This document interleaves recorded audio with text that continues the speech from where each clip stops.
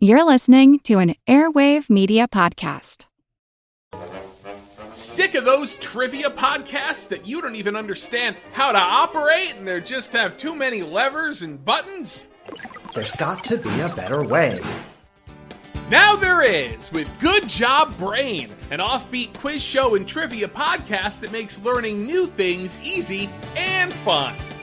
I just learned that artificial vanilla flavoring sometimes comes from the anal glands of a beaver, and now I can never shake that mental image. Thanks, Good Job Brain. Good Job Brain is available for the low price of just 4 easy payments of free.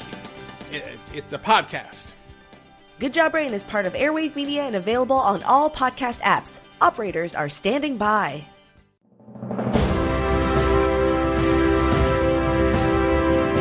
Hold your ears, folks. It's showtime. People pay good money to see this movie. When they go out to a theater, they want cold sodas, hot popcorn, and no monsters in the projection booth. Everyone pretend podcasting isn't boring. Turn it off. Turn it off.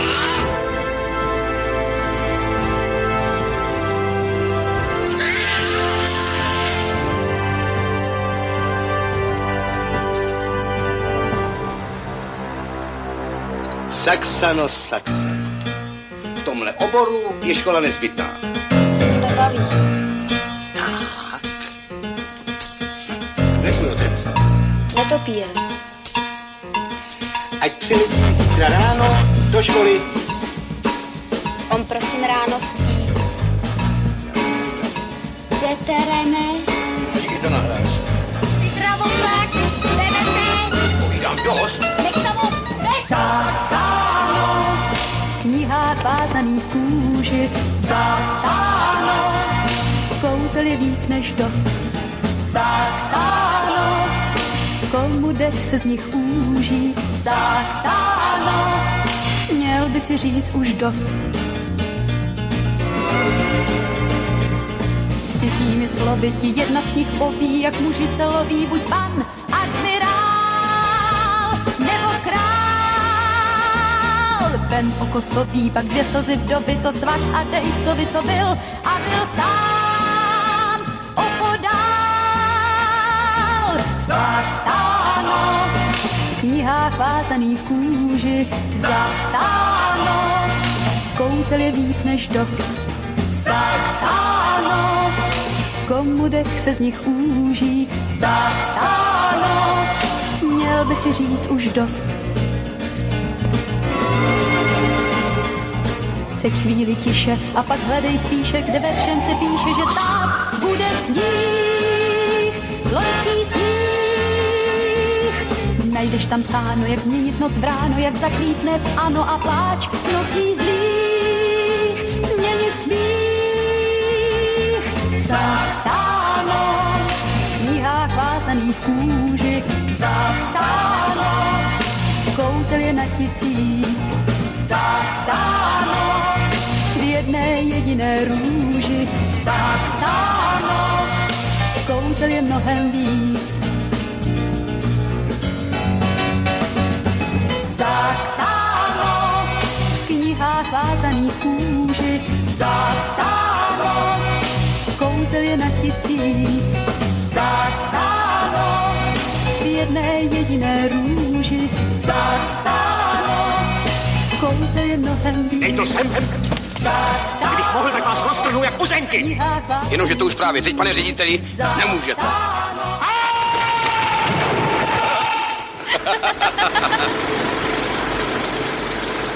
Welcome to the projection booth. I'm your host, Mike White. Joining me once again is Ms. Kat Ellinger. Hello. Also back in the booth is Mr. Gil Kenan. Hello, Mike. Hi, Kat.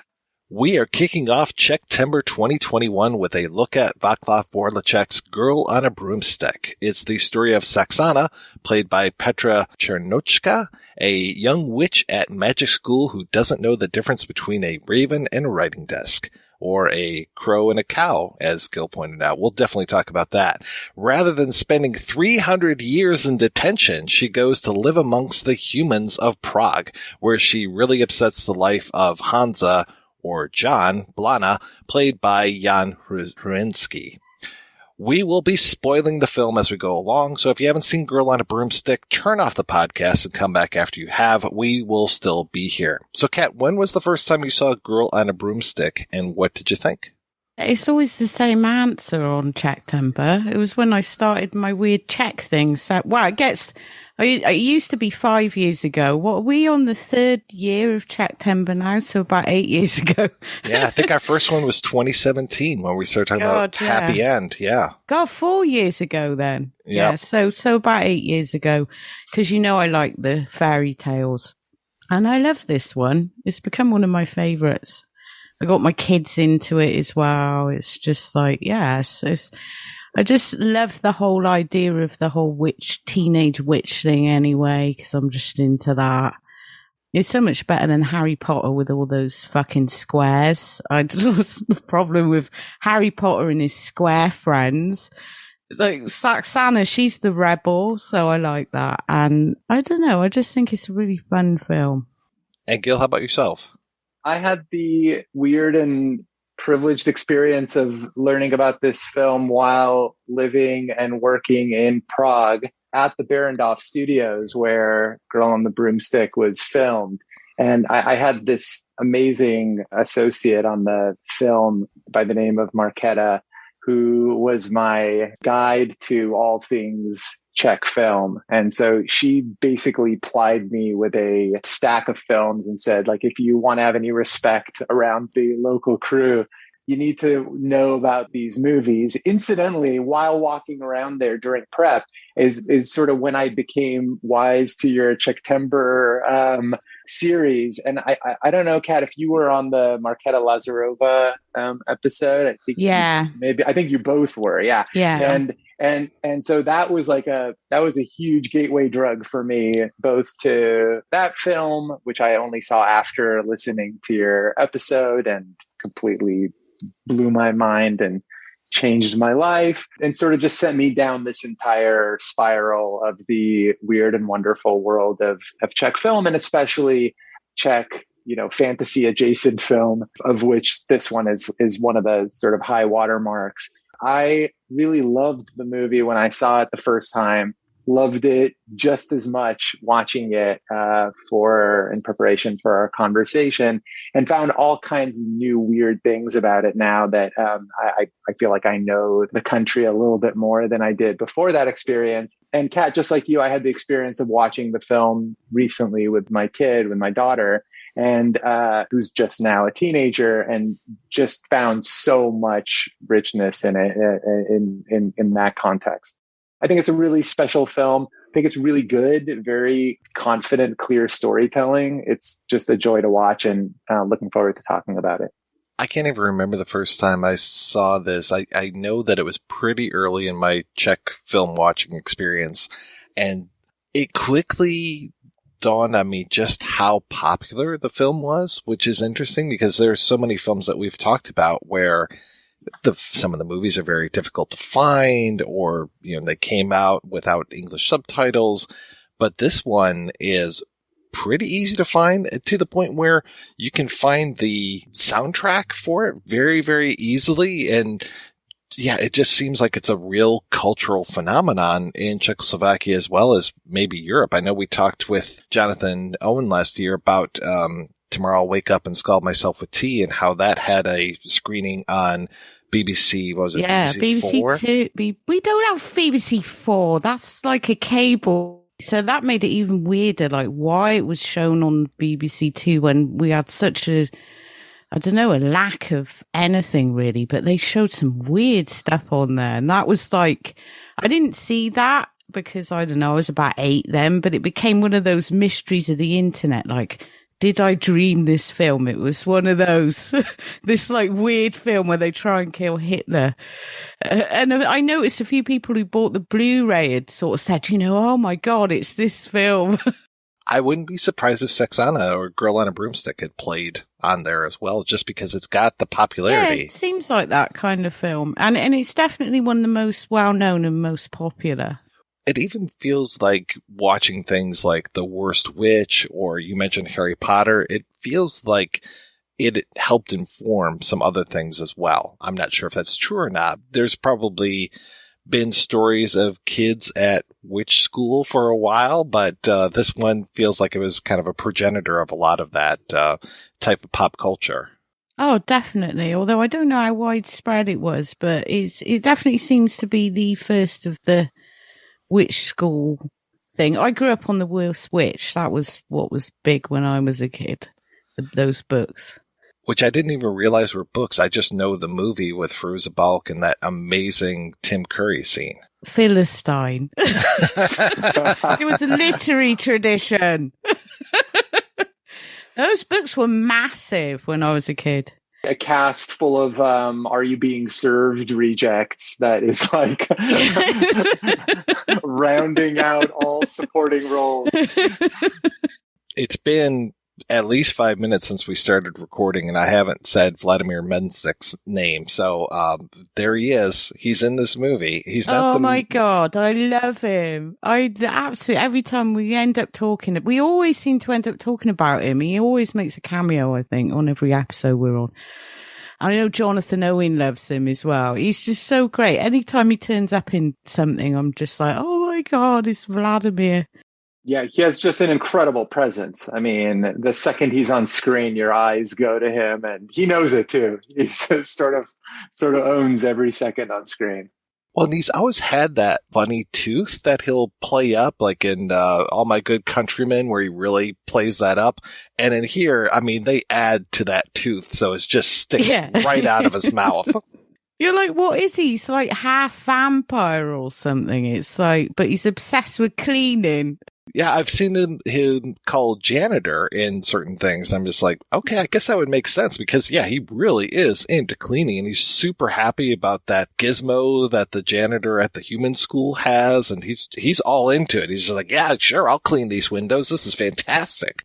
Yeah, I think he was dubious about the human side of things because of his previous experience, right? Drinking some farmer's blood and wherever that led him. So I guess he is a vampire. But I think that when he sees the modern day Prague janitor's toolkit, he's like, yeah, I'm all in. This is better than anything we've got in Witch World. And I'm moving over. I kind of like, too, that Saxana, she's kind of a fuck up. You know, you mentioned she's a bad girl, but she's also just doesn't want to learn, doesn't want to study, and just always screws up her spells, which I kind of appreciate that. She kind of reminds me of the wizard from Krull, where he's trying to turn other people into a goose, and he turns himself into a goose. I think I'll turn you into a bat. Might teach you some manners to hang upside down for an hour or two. She just doesn't care. She's not interested in it at all, is she? And I like that because she's like a total rebel. Whereas if you look at the kind of Harry Potter thing, and the first couple of films are all right. My kids, see, I had The Worst Witch. My kids had fucking Harry Potter, so I had to live that for a decade.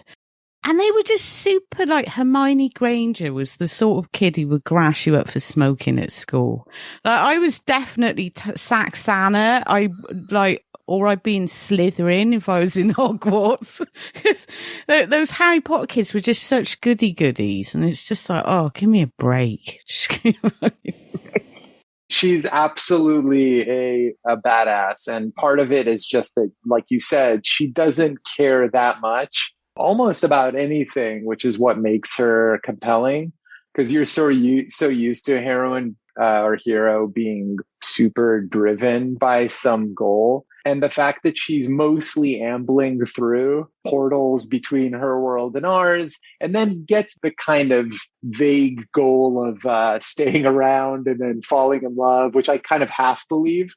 But I don't really care because I'm so invested in wherever she's going and what she's doing. She's so interesting at all times. And I think her trying with half energy or intention is part of that allure, that she's just like, yeah, okay. Because it's also one of the many instances in this film where there's very, very good storytelling, because what that's doing is setting us up for one expectation where ultimately there is an arc for her that fulfills her abilities as a witch and shows her getting ownership over her powers and her potential. And it's one of the many sly ways that Vorlícek subverts expectations of the viewer, because the film is so casual in a lot of the things that it does. But one place where it's not casual is in good old fashioned storytelling, and just the like setup and the payoffs across the board in this film are all slam dunks. And it's what makes the experience so satisfying. Vorlícek, though, if you look at his 3 wishes for Cinderella, or 3 nuts for Cinderella, that's another one of my favourites, because that is another rebellious girl. Because you've got Cinderella in that one, she can out-hunt the prince. She's a tomboy. She's like the total opposite of the archetype of Cinderella that we know through Disney. And one of the first, not to spoil that film, but one of the first times she meets the prince, she actually out-hunts the prince and proves that she's better on her. I wrote an article on it called A Slipper for a Crossbow, and it just seemed really subversive to me. And then you have Saxana again, who's like this high school dropout who looks cooler than anyone else, and she really just isn't interested. She just wants to go off and see the world, and so she's like a rebellious figure as well. And I just absolutely love these fairy tales, the way they're told. And I know I've discussed this with you, Mike, probably when we did Valerie, but given how sort of oppressed Czechoslovakia was at the time, and there's a lot of subversion of gender roles and stuff in these early 70s fantasy fairy tale. I'm not saying they were making feminist statements, but they were subversive in their way, and they're completely different to how we were making fairy tales in the West. Outside of people probably like Jacques Demy is the one who probably comes closest for Western Europe, but just so different to the kind of Disneyfied stuff. I know we talked about this before as well, but the Disneyfied stuff that we grew up on, especially my kids grew up on, it got really bad after The Little Mermaid. Then you're just like this kind of the doldrums. Yeah, and it, there was so much experimentation there.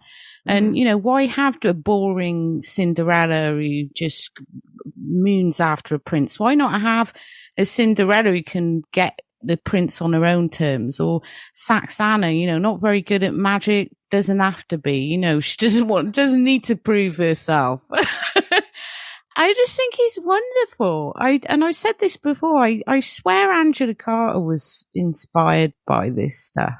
Although her stuff was much more adult, but she definitely saw Valerie, and she did love Eastern European films. So I reckon some of that in some way got into her own retelling of fairy tales.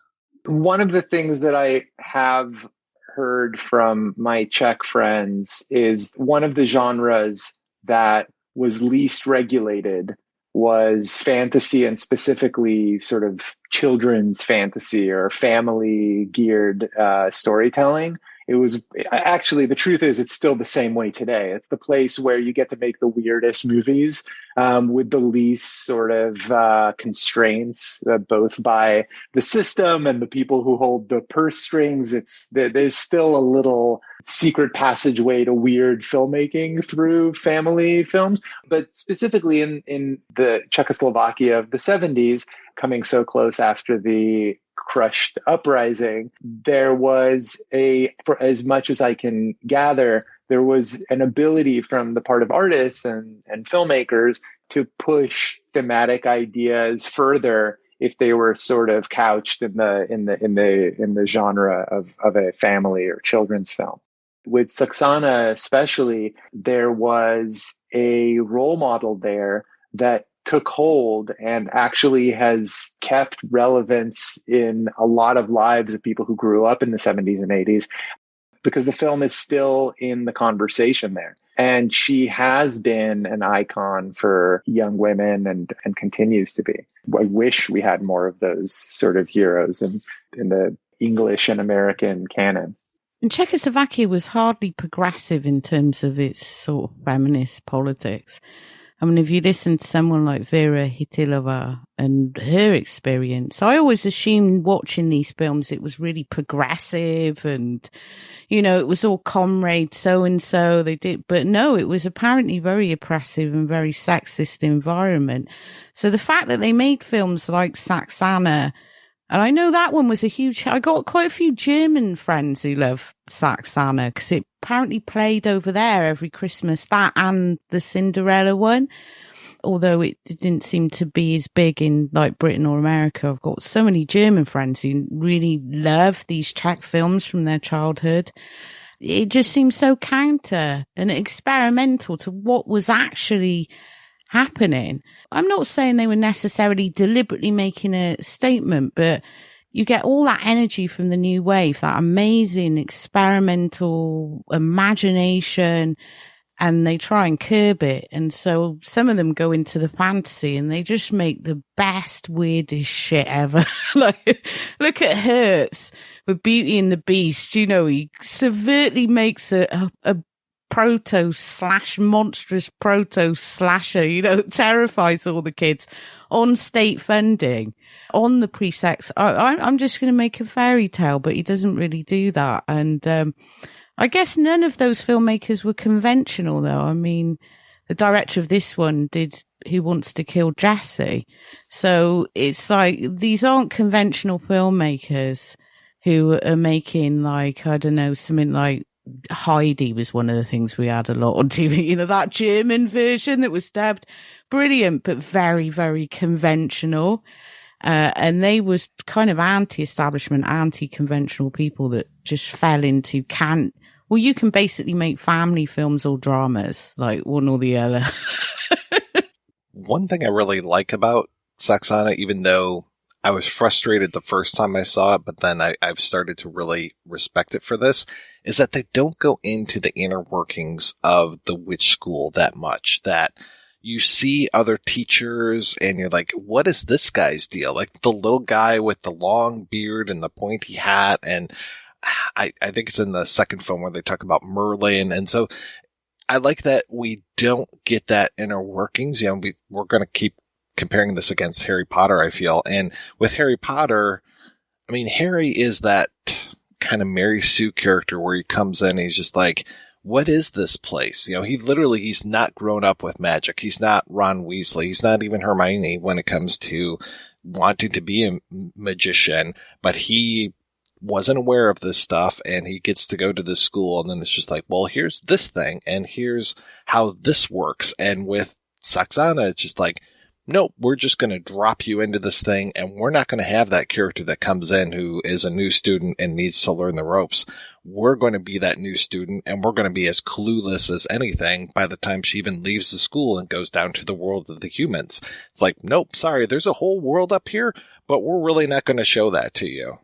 That's the great thing about it, I think, because it just leaves you wondering about who these little people are and what they do. And, you know, why has the headmaster got 4 arms? And just all this weird, almost like live animation, but done really well and really simply as well. It's not an ostentatious film, and then you clearly didn't have a massive budget either.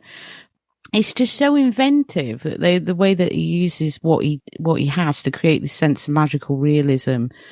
Even in the human world, people's reaction to the magic is kind of a magical realist thing, because they're like, oh, that's weird. But then they quickly accept it as, oh, okay, she's a witch. She doesn't have to explain it to them. Oh, yeah, well, you know, they're just kind of, oh, yeah, she can make someone into a rabbit. Good. Do that more. Kat, you're absolutely right. I think that it's all about the human's reaction to the witchcraft that tells the audience what they're supposed to be thinking at any given moment. And it's that same casualness that we talked about that Saxana has when she's approaching her schoolwork or her craft. You can't really be cool and try hard at the same time. You have to sort of choose one.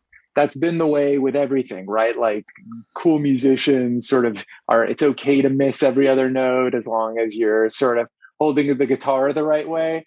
I feel like that's the attitude of the film. It just it knows where it's going. It knows eventually it's going to get there. You're either along for the ride or you're not. And I think also it doesn't insult the audience, especially the young audience, by feeling like everything has to be spelled out. It's like, okay, you've heard stories before, right? I assume you've heard some fairy tales, maybe something about a witch.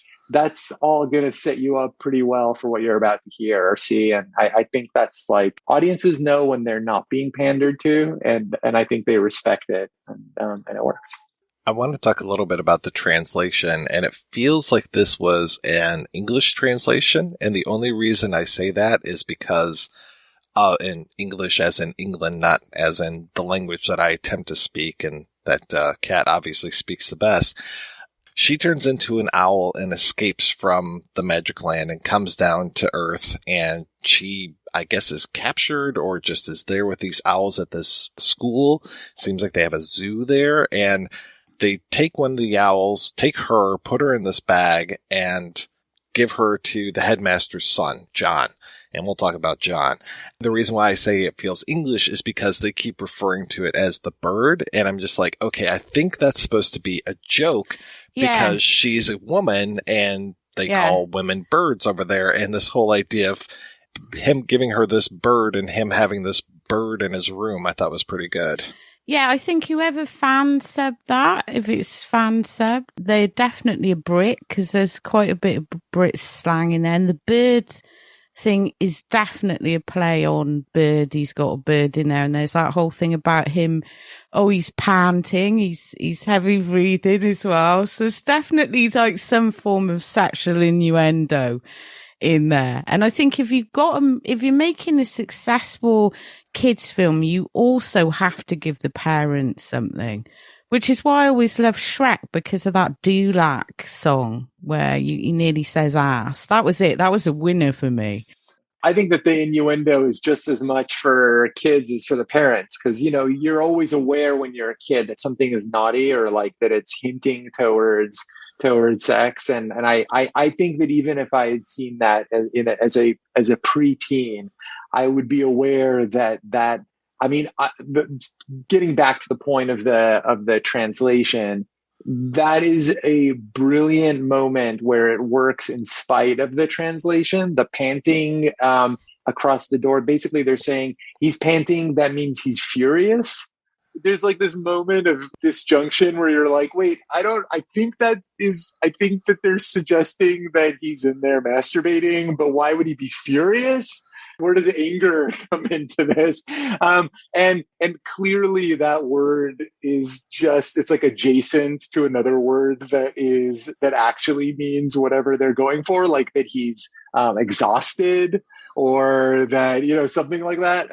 But it doesn't matter because it really works. And I think the film is full of like slightly charming, almost perfect translations, which don't hurt the wordplay. It just makes you have to think a little bit more about what the intention was. And yeah, there was the one I brought up earlier, Mike, was that right at the beginning of the film in the classroom, when she's blowing her lessons, she turns her classmate into a raven and then a cow. And the teacher says, you know, you don't know the difference between a raven and a cow. And it just feels like it's such an easy layup to be like the difference between a cow and a crow. And you just think like, oh, just say I take like 2 more minutes with this line and you would have gotten there. I can only imagine that in the original Czech that there was some version of wordplay in a lot of areas in this film. That like alliteration or just like a sense of it's all wordplay. I feel like when they introduced Saxana to the class as well, and I can't remember where he says she's from, but there's also some sort of cultural dialect joke in the fact that they don't understand her because she's come from somewhere else, and there's definitely something in there with wordplay and translation, and they're like, oh yeah, she's from so and so, so like that's why she's acting so weird and saying weird stuff, and they kind of accept it. You get that in a lot of Italian film when they have that southern sort of versus Rome thing that you don't quite get. I love subtitles, but unfortunately if you don't speak a language, sometimes they can't always convey that. I have a lot of respect though for fan subbers and subbers who go out of their way to try and translate that, and I think whoever subbed this one, they tried to with the bird thing and everything, but unfortunately there is something that seems lost there. that you think there's something here about the word that we're not quite getting, but, you know, it doesn't matter. You're right, Kat. We do need to give props to them, though, because the film is still properly funny in the form that we have now. And that wouldn't be the case if the person doing these subs didn't totally go right for the spirit of the scene and the drama. This film is funny beyond just the visual comedy of it. It's funny through dialogue. And the fact that it's funny to us reading it translated means it was probably downright like gut-busting hilarious in a cinema in Prague in 1972. Talking of Upir, is it Vladimir Menshik's character? You've got a weird kind of gender-bending comedy in the Saxana, she kind of wants to find out what it is to feel in love in this weirdly detached way, just kind of like, oh yeah, that's something to do. But his goal becomes being like this, almost like a housewife. He's like obsessed with mops, and it's like the most unmanly thing that you can think of. He just aspires to help this lady wash her windows and stuff like that. And that seems part of the comedy as well. But again, just feels really subversive to me that, you know, this odd thing that he does with gender, and that might just be a kind of deliberate thing to say, look at this man, he's washing things. But again, it just feels subversive within the whole, once you take the whole thing with Saxana and what she means. And I love him for that. I love I know I've mentioned it before, but his whole thing when he sees the squeezy mop for the first time is just so brilliant, because he's like, we have to do all this by hand. And you think they've got all this magic, but they've been making him scrub floors for centuries. It's kind of amazing. If you think about the arc of his character, he traditionally would be the person sent after her to bring her back. And you can almost imagine the sort of lazy version of this film where he's just looking around corners and always trying to get her and trap her, bring her back to the witch world.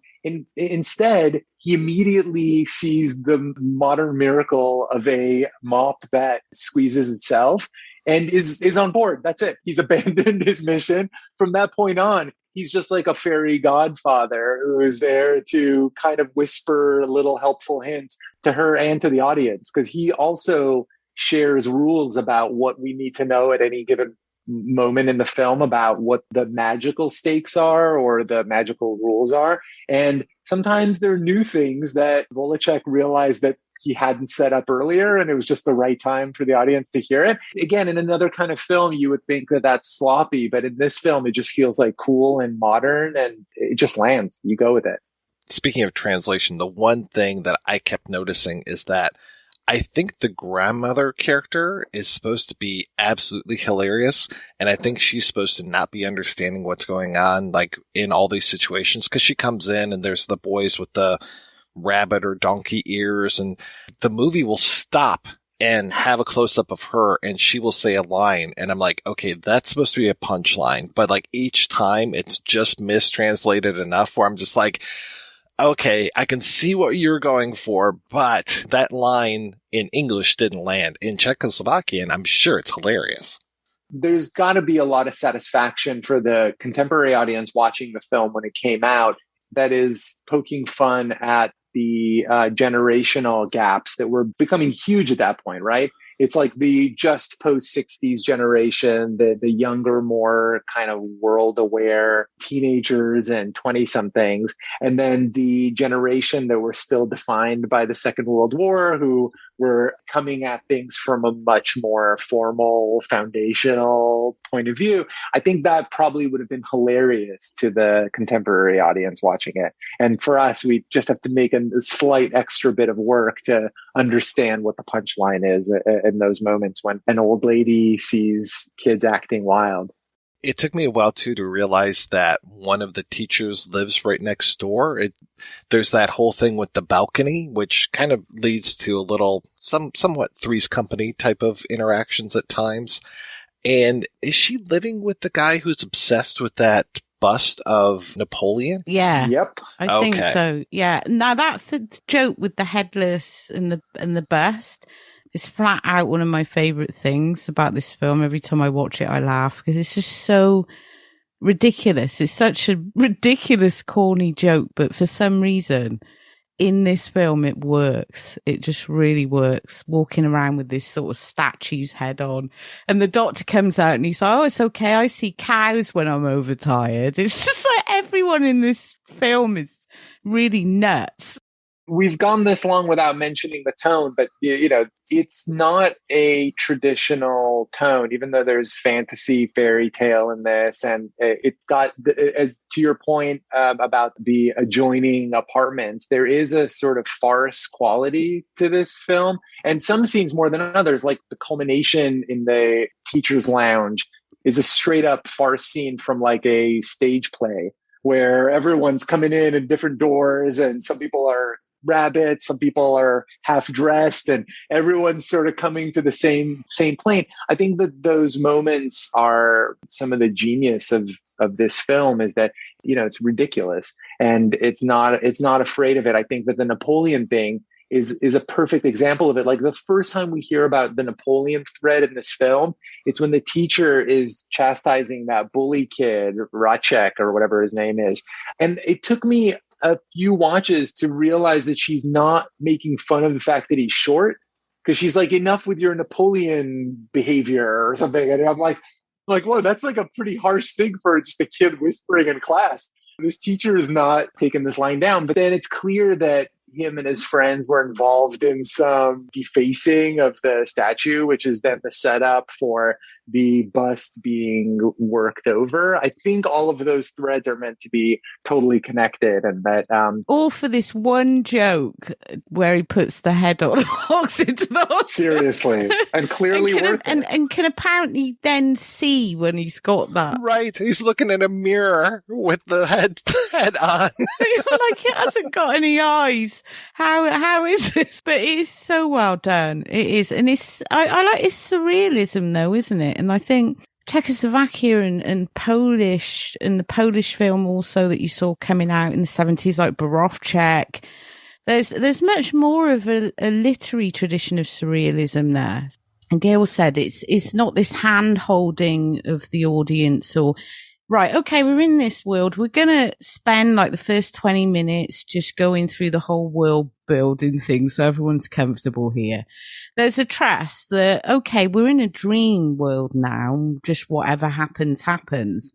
And I think audiences in Czechoslovakia were far more comfortable with that than, say, in Britain or America, where, even in the early 70s, a lot of the really avant-garde surrealist films that are cult classics now weren't so successful then because audience was like, don't get it. So it's definitely a totally different audience that had a totally different tradition, which I really respect because I love that kind of thing anyway. But you don't tend to see it in the more, I don't know, in Britain we had some weird stuff. Well, I mean, we had the Owl Service, which is, I don't know if you guys have seen that, which... No, what is that? Amazing. Not surrealistic, but it's kind of like a folk horror based on a kid's book where you've got these three kids who end up possessed by this myth and they're forced to reenact it,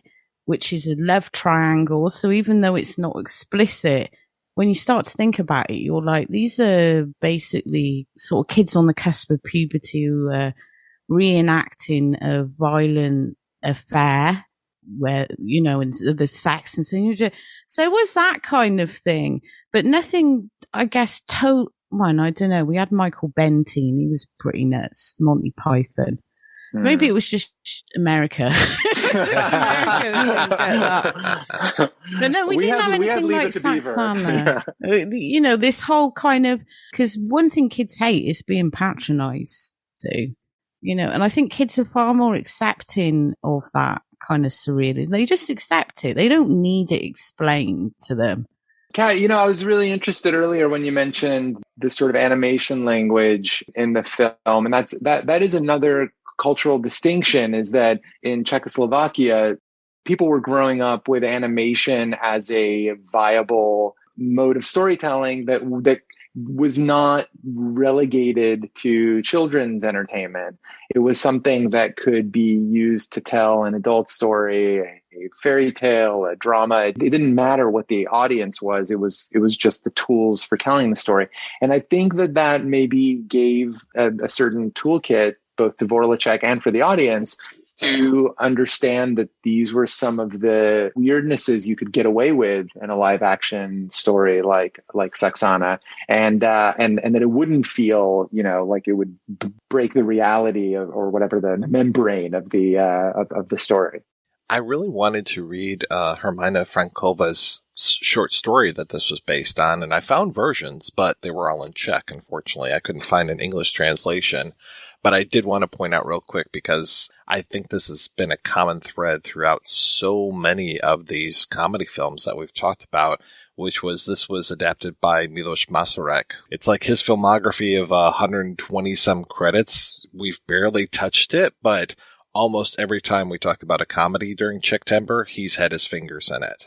Yeah, it was definitely much more of a tradition for this, and much more of an industry built around it as well, with singular voices. So these names, even though it was quite a big industry, these same names come up, and such an industry built around that surreal comedy that even starts in the Czech New Wave, which we've talked about some of those films.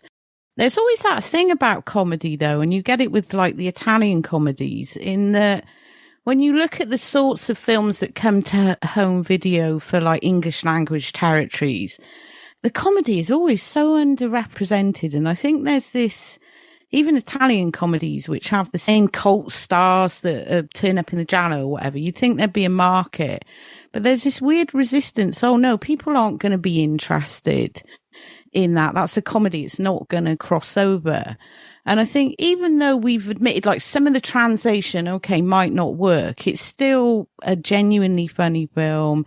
And a lot of the comedies we've talked about are still genuinely funny and relate to things that everyone can relate to, like this whole teen kind of awkwardness, being bullied at school, rebelling against the teachers. They speak a universal language.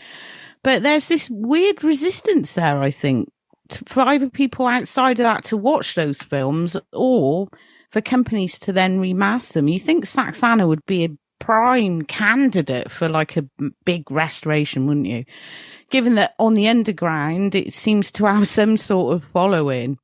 Finders Keepers did like a beautiful vinyl of it. And I've seen so many people with that vinyl, and you're just like, wow, people know this film, but I don't know, there's this like weird resistance there, and it frustrates me because those Czech comedies, they're just so wonderful.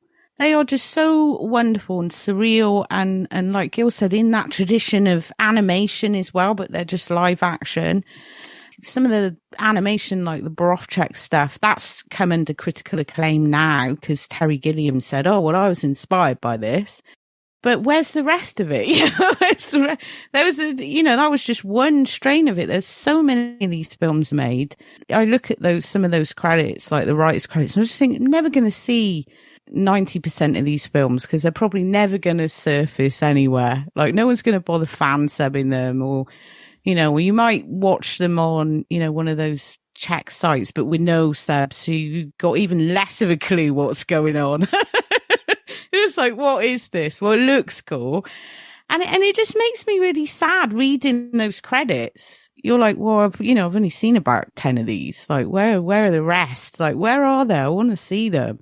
Hard cosign on the need for a proper restoration for this film, because the transfer that we have access to now, it feels like a 3/4 inch telecine of a 16 mil print, and we just that this film is beautiful. You can see there's a lot of color in it, but it's just not there on the existing print. Like it's kind of dull looking, but I bet those school scenes look mind blowing. Quick, I know we'll talk a little bit about the sequel, but the sequel opens with a supercut of what you may have missed in the first film, and you already see that they had access to better quality prints of that film, and it's a real tease of what the potential is.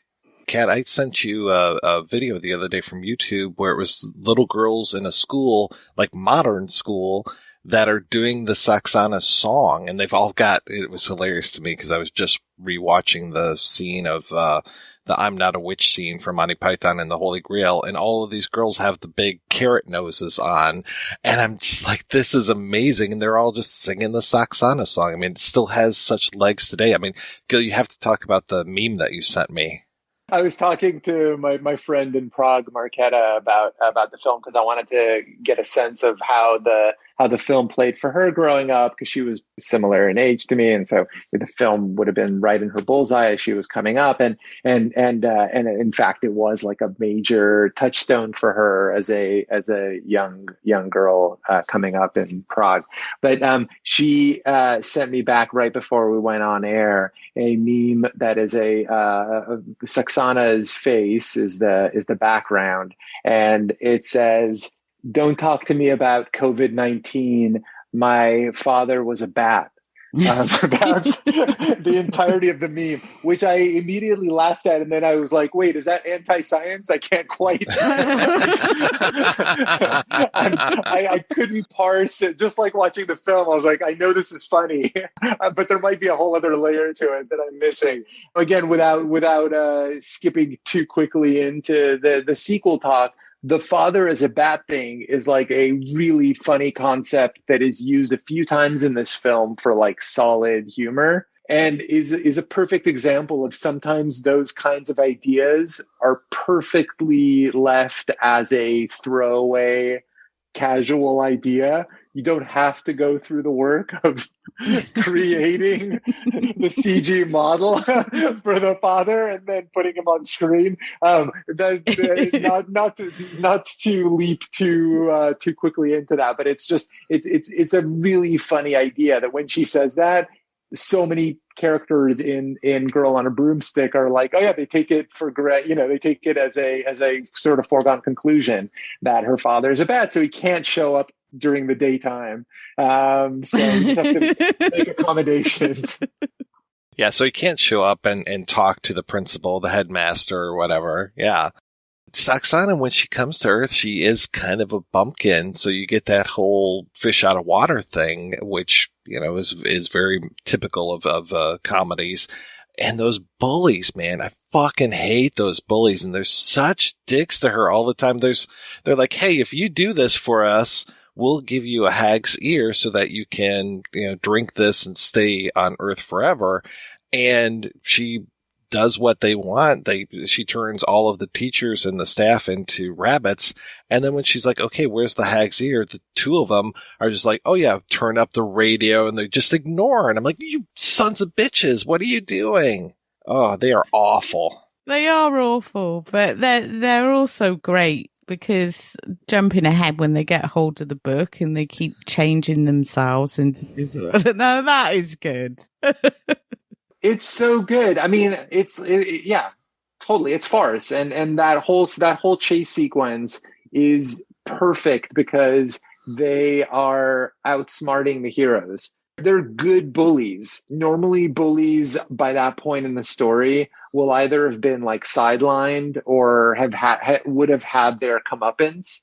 And they're actually like acting smarter and more intrepid. They're more intrepid than our heroes in the film, who, as we've already stated, are kind of half trying. And these bullies they're much more ambitious than our heroes in this story. And that's really cool. Like, it works. You get a lot of fuel out of it. Well, when she tries to save John, I love the fact she just turns him into a ragdoll. Well, that's kind of his character, though. I mean, John is the most milquetoast person in this whole movie. Poor Hansa. And then he just gets his head pulled off. And she's like, oh, where's the other? Well, we don't know. Okay, we'll find that later. Just puts his head in the back. It's fine. It's fine. His head's not his best quality. He's definitely a foil for Saxana. And I guess in that same, you mentioned this being a trope that the kind of, when she shows up and is a little bit bumbling, it's definitely like shades of Splash, maybe less of Weird Science, where she's got a bit more agency when she shows up, but it's a trope of the genre. I can't think of anything before Saxana, to be honest, that used that model. But I think that point is that there is just tons of material that you can glean from a character who comes from another world and shows up sort of wide-eyed in ours. And luckily, the story is not about her being really a fish out of water, because as you've both mentioned, people kind of take it with a grain of salt that she's got bone buttons walking through Prague, but part of the film's magic. She is, though. I love the thing, and it goes back to like that thing that Angela Carter did. And I think this was something that was inherent in Czech fairy tales of the early 70s, is you suddenly get this idea. And if you look at, there was another Czech version of Cinderella made not long before The Three Nuts or Three Wishes, what it gets translated as those two different titles, for Czech TV. And that is really, really kind of hyper-conservative, hyper-conventional sort of musical things. So Three Nuts was definitely like a rebellious version. But you get this idea of the heroine finally rewriting the ending of the fairy tale and saving herself. And Saxana, even though she gets help, in fact, the most useful help she gets is off the female teacher. Like, all the men in this film are kind of inept and bumbling. So she doesn't need to be saved. She saves herself. She saves John. She's, you know, and has all the power. And that, if you look at how fairy tales sort of like the early fairy tales were really subversive, but they became more and more sanitized and became more and more morality tales to teach predominantly young girls how to act. If you wanted to get your prince, or stay away from the woods and don't wander off the path. And the wolf is the thing that you should most fear. And Angela Carter, who I always bring into the projection booth, I know Mike loves it. But her idea was, don't fear the wolf, be the wolf. But I feel like Saxana is there already, you know, and she can shapeshift, which is like the best thing ever.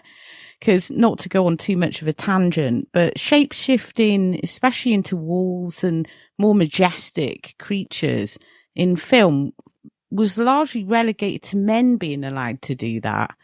Whereas occasionally, you know, the reptile, you can turn into this weird, like, ugly snake thing, but not by choice, you know, it's something done to you.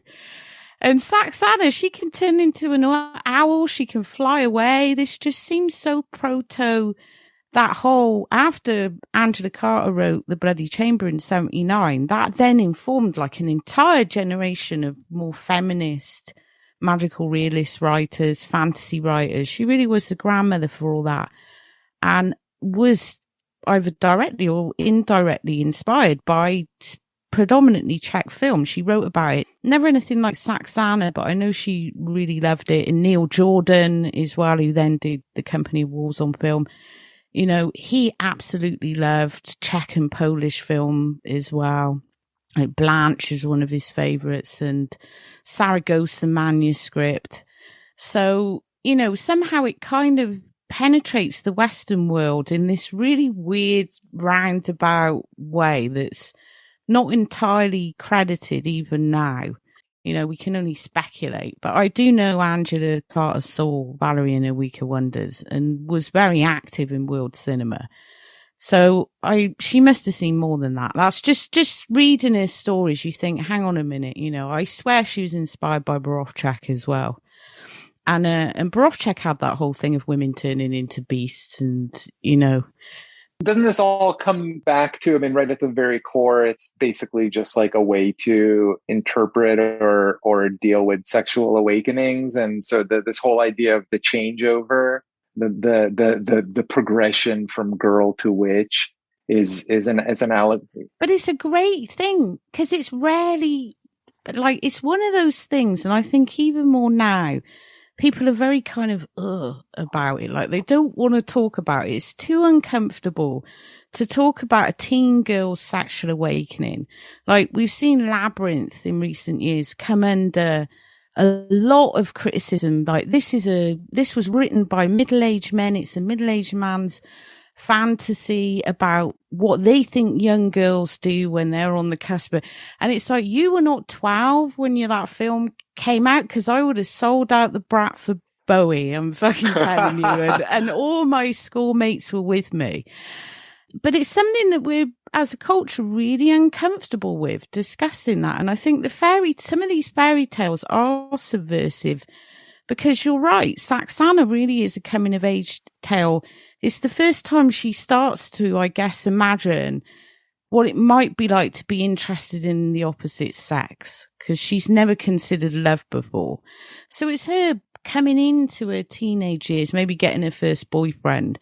But these fantasy films could deal with that in a way, I guess, that wasn't so confrontational, but was also simultaneously quite subversive, because it's almost like the untouchable subject. And there's so few films that do it well. I think The Virgin Suicides is one, The Company of Wolves is one. But again, these are films that largely use fantasy or dream or metaphor. And Saxana definitely is one of the earliest ones. Valerie does it. You know, Valerie's all about someone or a girl getting her first period and suddenly becoming attractive to all these sexual predators. And outside of The Company of Wolves, I'm trying to think that's something that did it in the Western world before that. And I'm at a loss, really. I'm at a loss to think of anything that was for a family or a younger audience. I can't really think of anything. Well, I don't think it's any coincidence either that she's changing all of these teachers and professors into rabbits. You know, the international symbol of promiscuity. So furry promiscuity. Yes. See, that's always when they put them into. See, I thought that was just me, because that scene when they put them all into the cages. Every time I see it, I think, aren't they going to start fucking in there? Yes, they are. That's intentional. I think that is the film is transmitting signals to you, the viewer, that you're picking up on. Yeah, I love all the rabbit stuff, and just I have to make a quick shout out to all the animal work in this film, which is just so cool. And one of the things that I have to say is part of the Czech film tradition. They just are really cool and fearless about putting animals on screen, and you see it in a lot of the films of the era. And one of the great joys of working at Barrandov was when it was like animal casting day. They would just fill up the parking lot with furry donkeys and, you know, like any owl you could imagine. And they're all really like the animal caretakers have deep committed relationships with their animals. They really love the animals they look after. There was one dude who had just recently been gored by one of his cows and had like fresh stitches all across his stomach, but was still like so tender and kind with his animals. Anyway, it's just like it does totally add to the magic of Saxana that you know, right from the beginning, there's real ravens, real cows, real owls, mostly real rabbits, except for one or two super hilarious smoking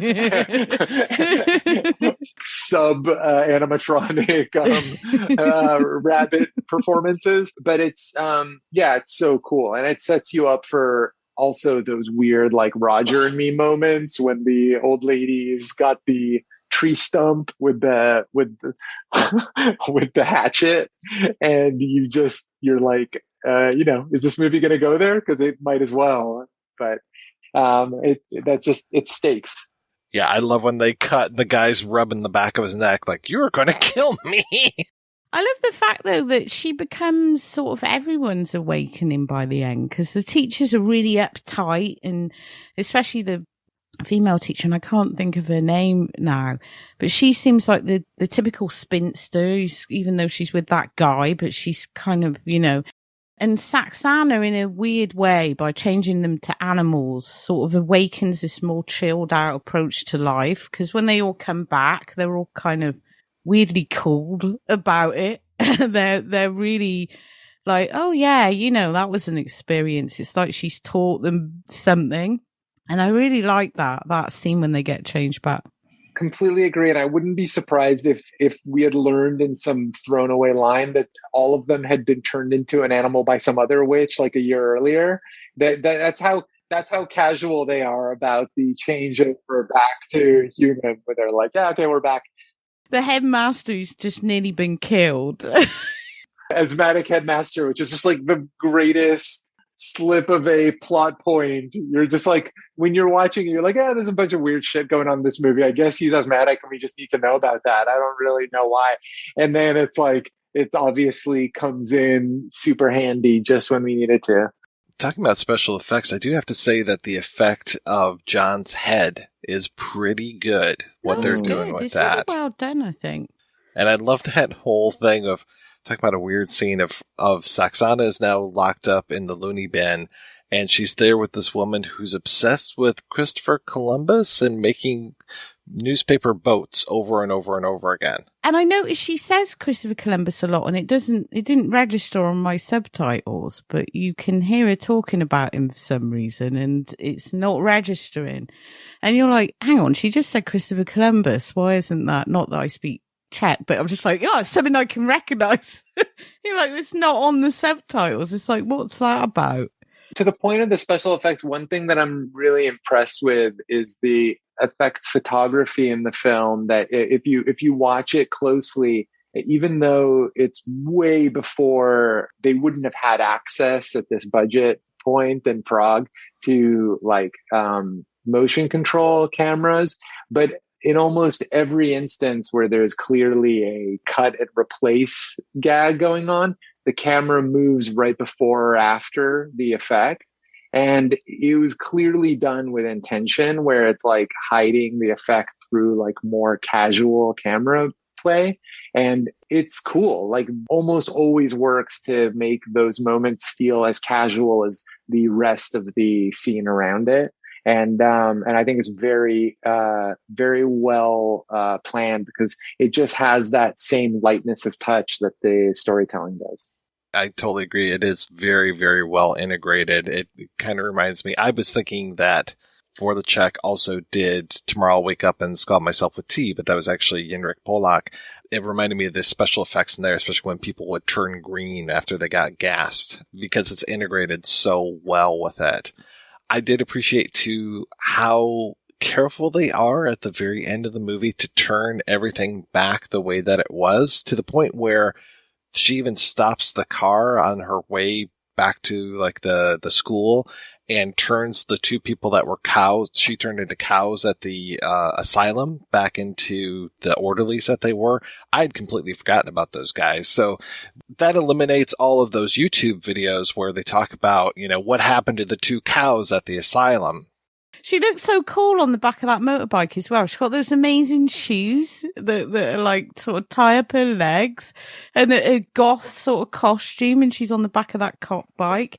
And you think, how did she talk the cop into this? Because you think they're all about to get arrested, and the next minute she's got the cops helping her, which is just so brilliant, and going around sort of changing out. She kind of, I wondered, there was a few times in this watching, I wondered whether Nicholas Roeg had seen this for The Witches, because you've got, not to spoil that film, but you've got a witch in that kind of going back and reversing things, and the stuff with the teeth, the teacher's teeth changing, and so I just wonder, I just thought, well, I wonder if he saw this for his, because I love The Witches, the 1990 one. I haven't watched the modern one.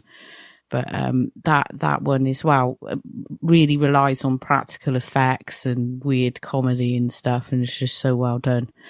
There seems to be so many things that Saxana could have inspired that you just think, but nobody talks about it in that way. But you think, this is before this, You've got Hogwarts, 4 decades before Hogwarts. You've got, you always hear J.K. Rowling ripped off Star Wars, she ripped off, but Saxana.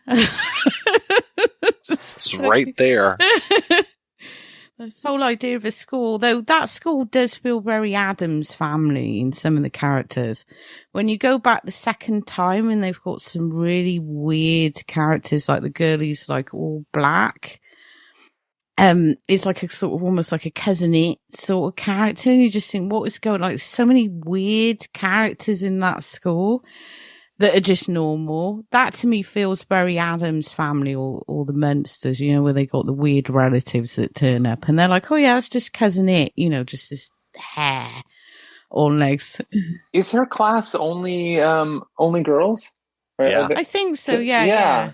There's no boys in the school. I wonder, like, I was thinking about this because when she meets John and this whole idea of being in love, and he explains it to her in this weird metaphor of a cup and a saucer, which doesn't seem very appealing, but somehow she's like, oh wow, yeah, I want that. It's just like, you know, for all the ways you could have explained it, that's not very exciting. I guess that's part of the humor.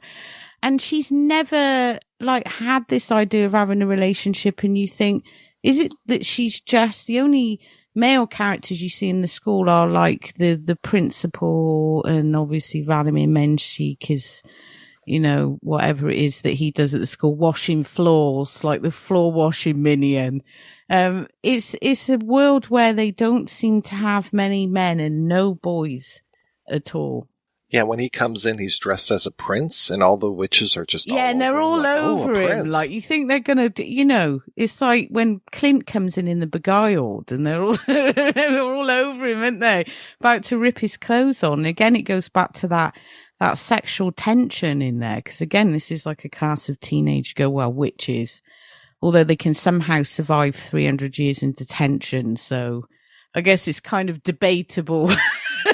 Like, right, how long have they been alive up there? Oh wow! You just pointed out a massive hole in the Saxana cinematic universe, where the sequel has her having properly aged alongside John/Hansa, instead of staying at 1972 age for the very brief time span between those two films comparatively. It's that sage tea. It'll do it to you all the time. I was reminded, too, a lot of the Sabrina reboot that they did on Netflix. The whole idea of, I can understand what they're doing on that show, but it always just felt, I don't know, a little cheesy. This whole idea of, like, taking everything and flipping it on its head. So, like, any time that you would say, like, oh, thank God, or bless you, or whatever, it'd be like, oh, thank Satan, and Satan bless you, and just all of these things. That sounds insufferable. Like, it was, yeah. I mean, that's really why I haven't finished the series. I saw the Satanists were complaining about it, and I thought, we live in a world where Satanists are complaining about representation now. Like, well, they ripped off their statue. I love the original Sabrina, though, even though I was a fully grown adult when that came out, so you know, I can't really talk, and I love Charmed. But Saxana was so before that, you know, from a completely different culture. If you look at like representations of the witch in film, outside of Bell, Book and Candle, and there is a bit of Bell, Book and Candle in this, the idea you have to give up your powers to stay in the mortal world, to be in love. There's definitely something in there. And you've got I Married a Witch, and obviously Bewitched as well as another forerunner. But outside of that, largely like mainstream conceptions of the witch are like the hag, the fairy tale hag, a witch is like a figure to fear. And you saw after Witches of Eastwick and The Craft, Charmed, Buffy, you know, that generation, that started to change, and you got different conceptions of the witch is glamorous, is powerful, you know, and obviously that was seen as a terrible. Like, I love The Craft, and I love Charmed, and people are like, oh, it's just so cheesy, you know. A lot of other pagans are kind of like, you know, so it doesn't represent. It's like, but it gets young girls buying Ouija boards. Like, what's your problem with this? If it's a gateway, do you know what I mean? But Saxana sort of does this like decades before. Yeah, I guess we're so arrogant in the West that we think we've invented everything. So we say, yeah, it all started with Buffy. It all started. It's just like, no, it didn't. It started way back there, where the witch in Saxana isn't like a figure of evil. And she's weird, and she's not this horrible goody character either. She's kind of flawed and in the middle. And I like that. You know, she's not good. She's not bad. She's just human, even though she's not human. But you know what I mean? She's normal. She makes mistakes. Whereas we tend to have this kind of black-white thing. Like even the witches in Charmed, and I did love that, could be insufferably righteous and sanctimonious at times. Whereas Saxana will abuse her powers if it's going to get her what she wants. But she's not evil either. She's just kind of trying to make her independence in the world and fighting against people who are saying, no, you can't do that. You've got to stay in detention for 300 years.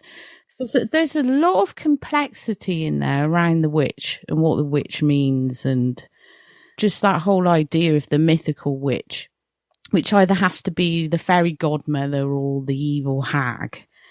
I just love it for that as well. I think it should be. I mean, I showed it to my daughter when she was my daughter's, she's like 25 now. So she must have been about 15. Well, maybe a little bit older, 16, 17 first time I showed it her. And she was just like, this is amazing. And then went off to university and showed it to all her friends as well. You got to watch this Czech film because you got this kick-ass witch in it. It should be like, in with all those other films like The Craft, because it precedes that. And not in like making an agenda like with Sabrina. I think that's why I didn't watch it. It just seemed to have too much of an agenda, whereas Saxana introduces those points purely because they work in that story. They make good comedy, or they make it a little bit more absurd, or they make Saxana a little bit more human. They're not coming in going, we are going to create this proto-feminist. They're just like, how can we make this character interesting and relatable? There's just something really genuine about that, I think, with Saxana. I think that's why it has so much appeal, because you do genuinely really like her and really hate those bullies, even though they have kind of admirable qualities as well. Everyone's kind of a bit complex, apart from John. Like, what does John want? I'm not quite sure. If he wants to lay Saxana, he just hasn't got the backbone or anything. Like, he has no game. Let's be honest. Hansa's got no game. He doesn't stand a chance with her. And it's really, if there's one flaw to this film, it's the idea that there is some satisfaction in them ending up together. I'm always watching that ending with the hope that somehow there's a sort of hint at some, at her moving on from him, that he was the vehicle through which she arrived in the human world, and now she will stamp him into the ground and move on. She deserves better. He's hardly a corruptive influence, is he? He's just such a... It's not even that he's nice. He's just... What's the word for it? He's just there. Apathetic? Bland? Yeah. Yeah, I mean, like, it's right there in his room, right? He's got like a bird collection. He's got a butterfly collection. There we are with the butterflies in Czech film again. I'm like obsessed with that. First of all, I think it was just maybe in the times, because my grandmother had a weird, under glass collection of preserved butterflies. So it's possible that was just like a 70s thing. But it might have something to do with like an art director thinking about him sort of, collecting Saxana as another specimen to his collection. But that implies too much character and agency for poor Hansa. So who knows? All right, let's go ahead and take a break, and we're going to play an interview with the author of the Girl on a Broomstick short story, Hermína Franková. And I want to thank her granddaughter, Hana Frank, who translated for us. And we'll be back with that right after these brief messages. Sick of those trivia podcasts that you don't even understand how to operate and they just have too many levers and buttons? There's got to be a better way. Now there is, with Good Job Brain, an offbeat quiz show and trivia podcast that makes learning new things easy and fun. I just learned that artificial vanilla flavoring sometimes comes from the anal glands of a beaver, and now I can never shake that mental image. Thanks, Good Job Brain. Good Job Brain is available for the low price of just 4 easy payments of free. It's a podcast. Good Job Brain is part of Airwave Media and available on all podcast apps. Operators are standing by.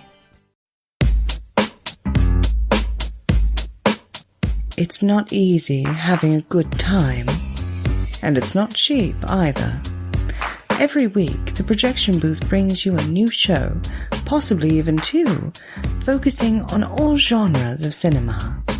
If you've sat through the 7-hour Conan episode, the 6-hour Star Wars episode, or even the hour-long Superbman episode, you know that Mike and his co-host put forth a lot of work into researching the movies, tracking down the interview subjects, and putting together one of the best podcasts on the internet. Now I'm asking you if you can repay all that hard work by giving back to the projection booth. The show has a Patreon fundraiser at Patreon. That's patreon.com/projection booth. You can donate as little as $1 a month. That's $12 a year. At least 50 great shows and 2 terrible ones. That's the price of 2 matinee tickets. Now isn't the projection booth worth it? Once again, that's patreon.com/projection booth. Donate today. It's the right thing to do.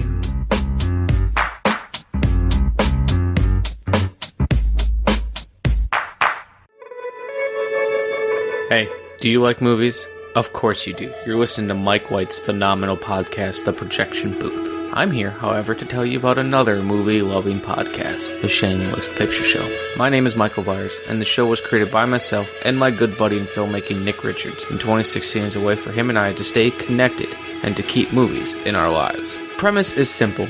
Each of us composed a list of shame filled with movies we've either missed, had no interest in, or just feel the other one should have seen. We've covered a wide range of films, from Heathers, The Godfather, The Exorcist, You're the Hunter from the Future, Phantom Tollbooth, a slew of amazing Vinegar Syndrome titles, and some that are not so good, plus our massive Rocky episode that features a new interview with Lloyd Kaufman himself talking about his friendship with John G. Avildsen. And I personally can't wait for you to hear us and join the fight to keep film culture alive. You can find our show on iTunes, Google Play, Stitcher Radio, and of course, SoundCloud. Tuning into Sci-Fi TV. Hey everybody, welcome back. I'm Brent Barrett. I'm Kevin Batchelder. I'm Wendy Hembrock. The Viewer's Guide to Genre Television. Welcome everyone to a special supernatural-focused bonus Hello everyone, show. and welcome to the Fae Files, a family of podcasts for the genre-loving television viewer. Welcome to Saturday B Movie Reel. Hi everyone, welcome to the study welcome group. To the top genre characters of all time countdown. And tonight we're going to be talking about Game of Thrones Season 3. Find us at tuningintoscifitv.com. I read that you studied to be a pharmacist. Can you tell me how you got your start as a writer? When I was young, I loved 2 things. One was chemistry and one was books. So my first love meant that I went to study pharmacy because in my young age, pharmacists actually got to make their own medicines in a laboratory. And my second love, reading books, meant that I started writing books. What was the process like to have your work adapted for film and TV back in the 60s and 70s? There is a big difference between a book and a screenplay. So when I was adapting my books into screenplays, I had to learn some basic rules how to create a film screenplay.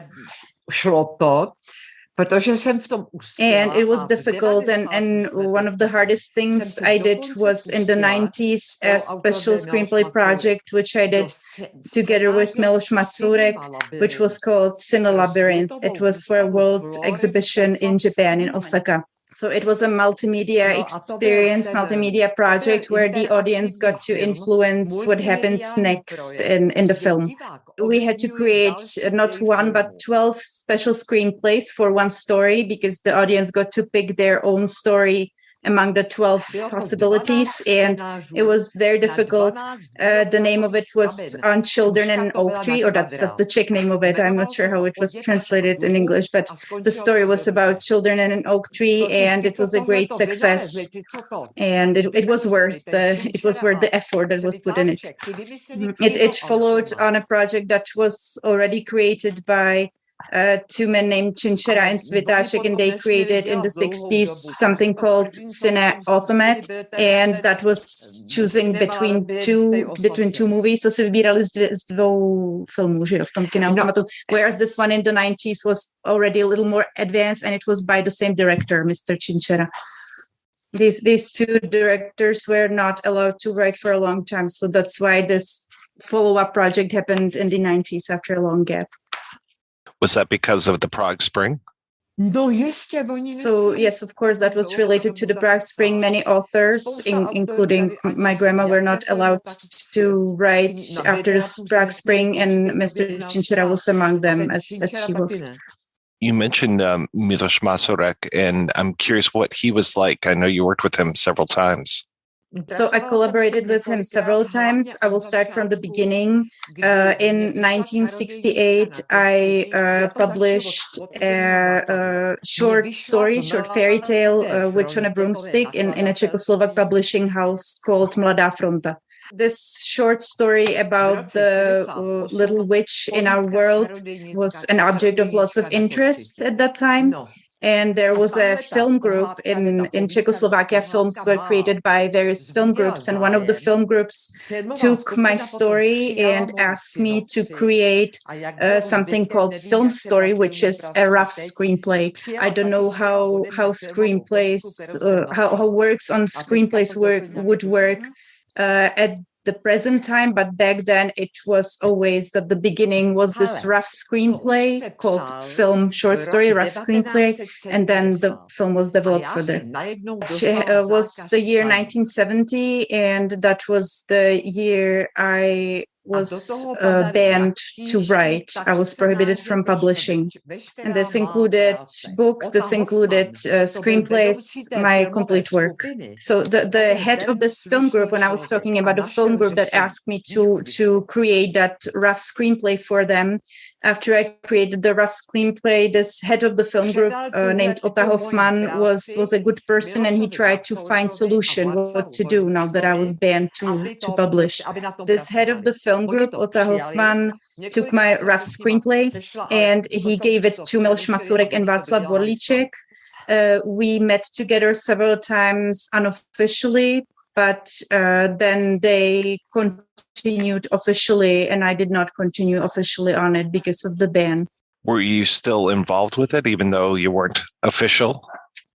So we were meeting unofficially, especially in the beginning, and then we in the final stages we stopped meeting, especially because of me, because I was banned from publishing, and I also started working in the pharmacy. I don't want to go into too many details about that time, about that collaboration, but I was very happy that my witch saw the light of the day, that my witch appeared on a movie screen in spite of the politics. Did you write the theme song for the film? So we were very amused by this question. But I love the song very much, but unfortunately I haven't written the song. I love the song too. That would be cool too. During the 70s, when you weren't allowed to work, were you still writing that whole time? The times that were difficult were the 70s. It's important to say what led to it. It was the 60s, which was at that time Czechoslovakia was under communism, and in the 60s the liberal movement got stronger, and 60s were the good years when we were able to breathe normally, we were able to live normally and create, and that was not seen well by the Soviets. And in 1968 they invaded Czechoslovakia. They suppressed the Prague Spring, and I criticized it. I appeared on a television and I spoke against the Soviet invasion. So I believe this led to my ban of writing, but it might have also have been some individual report that someone reported me individually because of my opinions. I don't know exactly what exactly led to it, but it was the political reasons. In spite of that, I was grateful that I had studied pharmacy, because I had a profession to return to, because I had friends among the authors who were, for example, former students of philosophy, and those were completely banned also from returning to their old professions because it was believed that they could have impacted their students, for instance, with some too liberal opinions. So, for example, one friend of mine who in the 60s was an editor of one famous literary magazine, once I met him later after the Soviet invasion, I met him and he was washing windows in some store.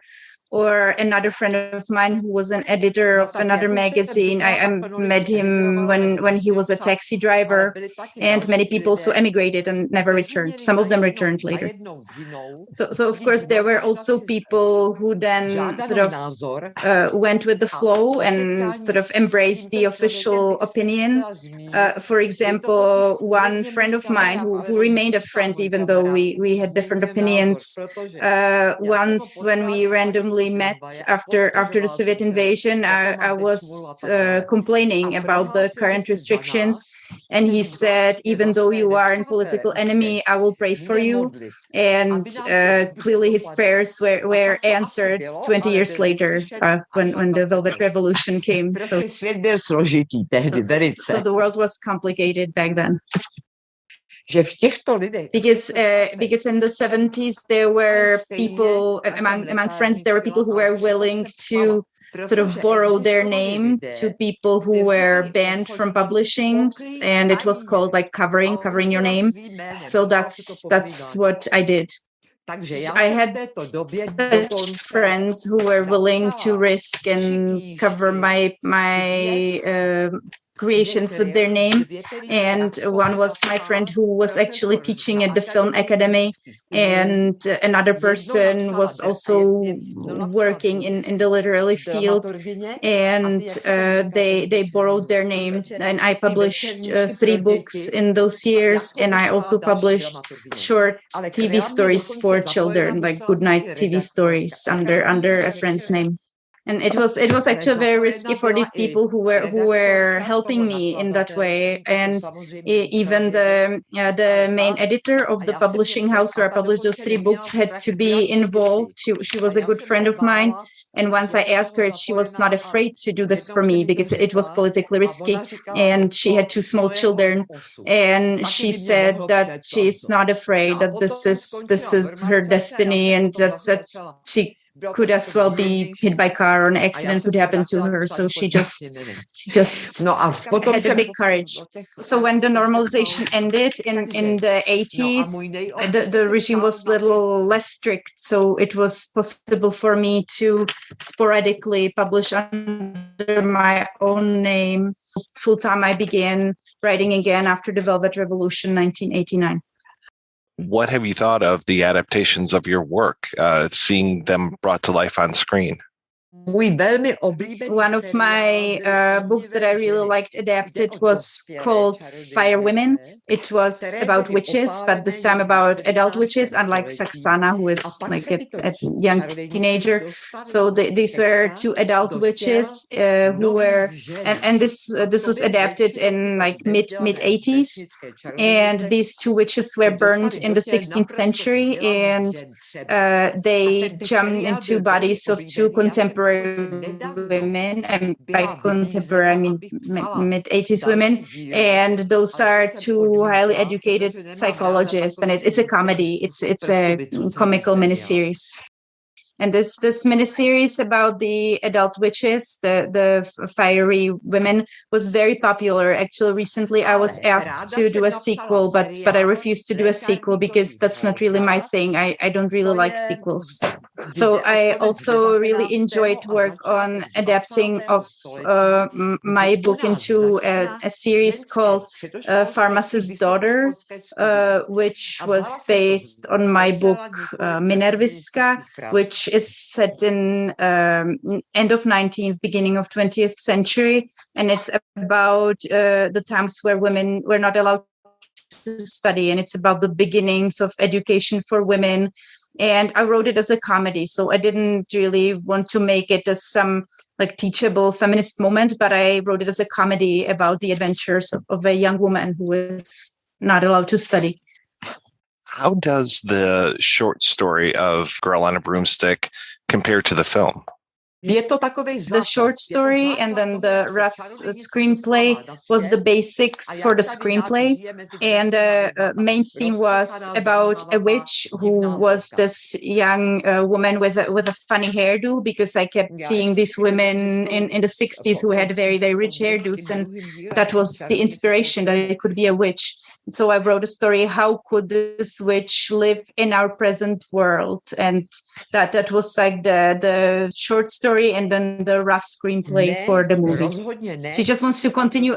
She wants to say that she didn't write a sequel to it, but I don't know if she's jumping too ahead. She definitely did not work on the second part of it, and it's not her thing, sequels. So she doesn't want to, not more to say. Was there a musical based on Saxana? There was a musical, and I loved it very much. And my granddaughter can say more about it, and I can say more about it because I actually went to the opening, and so we all see it, but on different days. And it was really cool because I thought it was really difficult to turn that comedy on a live stage, to turn it into a musical, and it was done in such an excellent way, in a very fresh and modern way. And some of the magic tricks were really done on stage. It was clearly admitted that it's a trick, but it was done in a very cute way. And what I thought was really cool, that some of the original cast that appears in the film actually plays in the musical. For example, I don't know if you recall one of the mean boys in Saxana who want to sort of take advantage of Saxana and turn her misuse her magic skills. He is Jan Kraus. He actually nowadays he has a famous talk show in the Czech Republic, and he appears in the musical as the director of the musical of the magic school. So I thought it was really cool that the mean boy appears as the director of the magic school. And then the original Saxana also appears there as a guest star.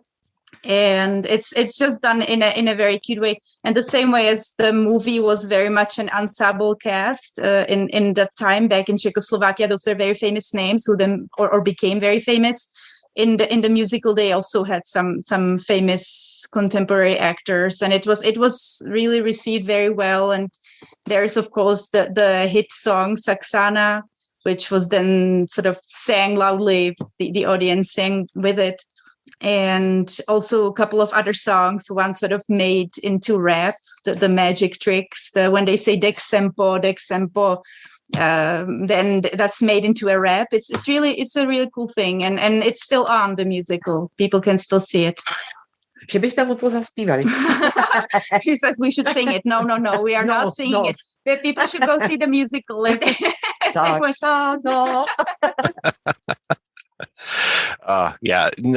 cast of the original movie is fantastic. I'm a huge Vladimir Mensnik fan.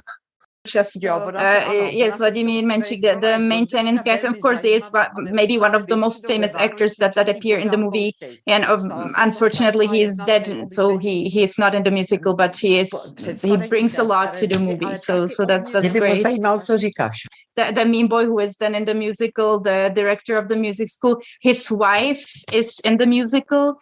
And I think she's the teacher in the musical, which is also like this fun dynamics because they are husband and wife in real life. So that also is like an added layer of fun. But it's just very, very well done because I think it's very hard to make this.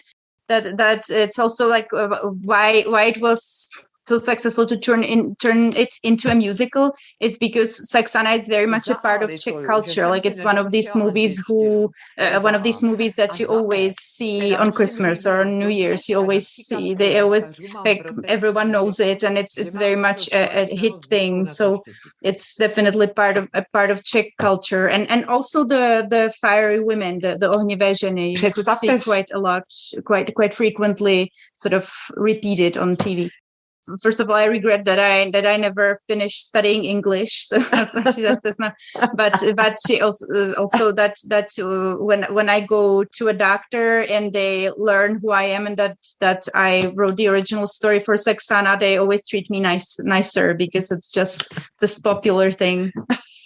the last things that I've seen of yours adapted was directed by Uri Hertz, and I was curious what it was like to work with him. Yes, that was probably that comedy called about a politician and an actress. The collaboration was good. He's an excellent director. The only thing we disagreed on was the ending, because he really wanted to make it into a happy ending, and I didn't want it. So he wanted happy ending in love, and I didn't want that. So that's what we disagreed on. What are you working on these days? In the recent 3 years, I published 3 children books. And now I am working, first of all, on maintaining my health in good shape, which has been going decently. And then I am working on writing a book for adults about an old woman who has some parallels with my own life, like that she also experiences covering her name by someone else. And it is about this old woman, but it's a comedy book, and it's about her life in a comedy style. Paradoxically, it's even though she's old, it will be a happy, funny book. Thank you so much for your time. This is such a pleasure talking with you. Such an honor. I'm very happy that I met you, and your smile is beautiful. Co tady dělá ten trpajzlík? Fuj, žádnej trpajzlík. Jsem profesor zmenšování řehoř. My jsme solidní vydavatelství a takový škvár, to se nezlobte, ale to prostě nejde. Trpaslík? Ne. Čau tati, co dělají tví nápadníci? Ale Saxánko. Saxáno, v knihách vázaných. Tam je dneska den. No, a ještě nekončí. Zastavte! Kde to jsem? A co si zač? Saxana. Z 2. B. Tak co, nechceš se k nám na chvíli podívat? Na chvíli třeba jo. Večeře. Mrkev k večeři? Co pak jsem králík? Prej se tady objeví nějaký neznámý a nebezpečný zlo. Stuhni, páprdo! Vypadáš hrozně, ale já tě stejně miluju. Tak rychle, za chvíli budou lítat čarodějnický holky. Že já blbec jsem to nevyhodila.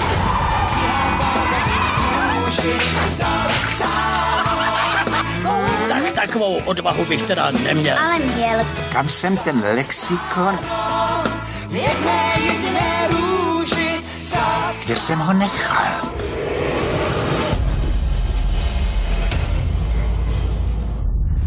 Od 15. září uvidíte ve vašich kinech. Pane předsedo, řekněte panu primáři, jak jste byl malilinkatej, že si nevymýšlím. All right, we are back, and we were talking about Girl on a Broomstick. And Kat, I was talking earlier about how there are very few of these films that we've talked about during Checktemper where you can easily pick them up, where you can find them out on YouTube, completely subtitled, fan-subbed, whatever, that you can get the soundtrack. I think this might be the only movie we've talked about that actually has a sequel. It has to be. There's no sequel to Happy End. There's no sequel to Valerie and Her Week of Wonders. No Marketa Lazarova Part 2. But this one has a sequel that took place 40 years after the original. And I think this was Vorlícek's last film. And I kind of feel bad about this because this movie could have been and probably should have been a lot better. But it just feels like it was such a product of 2011, or maybe even a product of, when did Spawn come out? I mean, it feels like Spawn level special effects in this. I have to say now, I only made it an hour through. I'm sorry. I couldn't go any further. It was just, I feel so bad for saying that because I think it's got really good intentions, but I don't know. This is worse than that time you made me watch that terrible musical cartoon. What, The Secret of Nim? The Secret of Nim sequel. It was worse than that because I actually watched all of that. I don't know about you, but I think a really good ending to this podcast is a real-time completion of that film with Kat giving a running commentary. If you just that play sounds good. on the thing. Look, it was a rough. 2 hours long. No, it's not. It's not. I felt for that too. It's like an hour and 20 plus 45 minutes of a making of documentary. Oh, that's all. So I only missed 25 minutes then. See, I was thinking, how can there be another hour of this? It's like, I can't take it. It's so bad. It hurts me just as it hurts you to say it. It's a huge step down. And, obviously Vorlícek is a filmmaker with many talents and many great films to his name. It's just a shame that in revisiting one of his early triumphs, he wasn't able to sort of turn the engine back on. Because almost right from the beginning, you're watching it and you're like, oh, all the things that I liked about the first one are being sort of mishandled in this. Like it's not magical. It doesn't feel cool. It doesn't have the subversive quality. It feels like it was made I will say in its defense, it was made with a spirit of love for the first film. Clearly, definitely. And that's why I feel so guilty hating it, because I really did want to love it. There's obviously love for the first film there and the character of Saxana, but I don't know. They just kind of dropped the ball on it. And it started off promising because you have the original Saxana as the mother of the baby Saxana, the little girl Saxana, who, does this weird liposuction and uses magic. And you think, oh, this has got promise. She didn't abandon her magic. She's been running her own business. So this is kind of cool. And then you get to this part where there's this magic comic book and it just shits the bed from there. You've got, what were they? Are they CGI? What were those awful troll things? Like, as soon as that came on, I was just like, oh my God, this is hideous. No costumes. No, wherever CG could be inserted into this film, that was the path taken. I'll say I think it's actually worth people checking out. I don't know if that sequel is easy to find or not, or if there are trailers on YouTube that people can watch. It's a very strange creature, that film. And again, I will say that there is the same fearlessness that the rest of Vorlícek's films have. He approached the use of CG in this film with that same kind of gonzo all-in spirit. It just so happens that the taste level is not there and the quality of the effects work is really poor. And so what you end up with is this like kind of King's Quest level rendering. And so it just ends up, it's really awkward, but it's also like super weird. I think that coming back to that film in 20 years you could imagine cult screenings of that film with people screaming out loud every time one of those CG creatures shows up, because they're totally insane. And you just don't see feature films with that kind of work actually put up as a finished product. So maybe it'll hold some warm place in my heart in the future. We'll see. What hurts the film too is that Saxanka, the daughter, she's kind of bland and she's not in the movie that much. It really becomes the Aunt Irma story about her and the publishing and the comic book. I did like the aunt. I admit that. Yeah, I did like the aunt. I liked her character. But as a legacy of Saxana, it doesn't really work in that way either, because it's like about someone who should be a peripheral character, who just kind of dominates the narrative by the fact that when she can act and is really natural and is quite funny when she's surrounded by ridiculous special effects people and a kid that looks like they're half asleep. So it's like, and the older Saxana, again, her story could have been taken much further, and it's just, she feels sidelined. It's almost like they were just trying to, I don't know, maybe they got overexcited and tried to put too many things in because it's all over the place. Like this whole comic book world thing and what effect can we get in here? And it's like, no, I think Saxana works because it's very simple. All the effects are very simple. All the characters are quite simple. And, just changing people into rabbits, whatever, it works. Like, don't mess with that formula. But it's like, it's like, oh, hey, we can use CG now and whatever. Let's do this. And it's like, no, let's not. Let's just, let's just strip it back, to the core characters. And you don't need, if you're going to have a troll, have someone in crazy makeup, not whatever that was. Like, as soon as that appeared, I just thought, the fuck? Mike sent me, and he sent me some terrible sequels. That dragon that looks like a hippo. Oh, what is that? Yeah, that thing. That is the most terrifying dragon. I mean, dragons are so boring because they always look the same. The way to make a dragon truly terrifying is making it look like a overstuffed, naked hippopotamus that is kind of flopping around on the floor. I don't know that it ever does anything more than just flop around, which is really terrifying.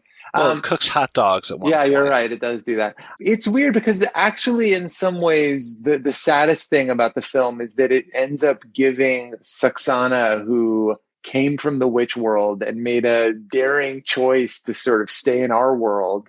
It kind of suggests that our world just made her sort of bland and normal. Like she has like an ugly sofa, just like all of us. And, that she has to wait for her husband, who unfortunately is still Hansa, potentially.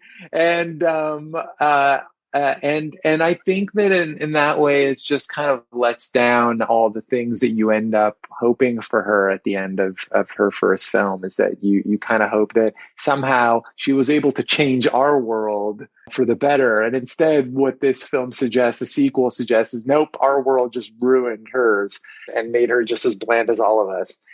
She so could have been Sam from Bewitched, and she kind of is like Sam from Bewitched. She's saddled with the very boring husband, and she doesn't have necessarily the crazy relatives visiting her from the witch world. It would have been probably better had they done a Bewitched plot where it was one of the other witches that she was growing up with showed up and then started to cause all this havoc, and then she has to invigorate herself with magic in order to kind of set things right in the human world. Another fish out of water story. But yeah, it was like Saxanka going into that world. I was like, all right. And then it was interesting that they had the comic book, and it looks like the exact same artist who did the comic work for Who Wants to Kill Jesse. Yeah, the comic book art was good. Now, they could have just done animation like that. That would have been better than what they went with for the main kind of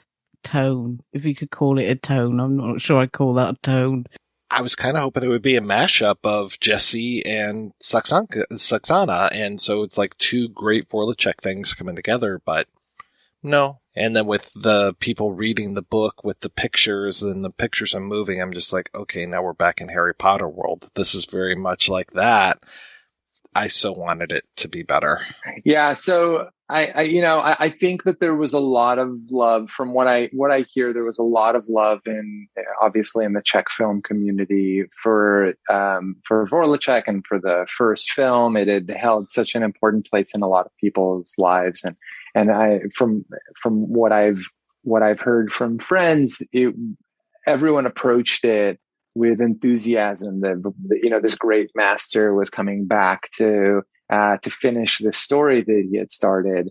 And unfortunately, there was just not enough story there to finish, and the tools available to him just didn't measure up. So it's probably better if you're listening to this and you love Saxana as much as we all do, it's probably better to just listen to what we have to say about the sequel and do what Kat did, which is not actually engage with it as a pure gesture of love. Yeah.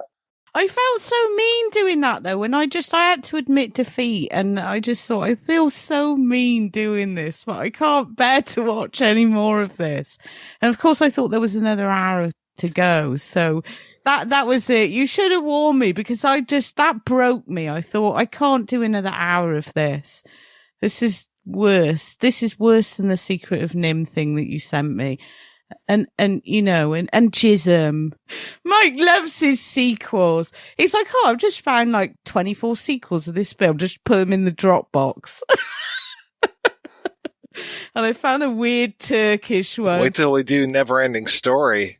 Yeah, no Turkish girl on a broomstick, unfortunately. All right, well, before Gil goes jumping out of a window, let me go ahead and we're going to take another break and play a preview for next week's show.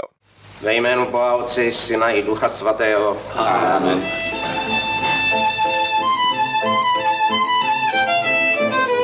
Přiznáváš, že se zúčastnila čarodějnický shromáždění na Petrových kamenech, jako tobě vypověděli 3 spoluúčastníci před svou smrtí a 4, kteří ještě žijí? Na Petrových kamenech jsem nikdy nebyla.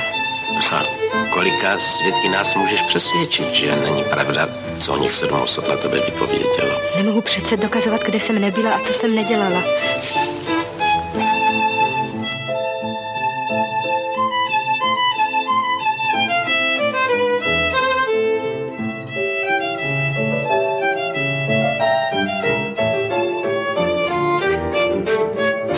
Znám tě, Zuzano, od malička. Vždycky jsem tě měl rád. Řekni pravdu. Přiznej se, když projevíš lítost, Bůh ti odpustí. Zuzana Vorlíková, svou zatvrzelostí nutíš soud, aby přistoupil k tortuře.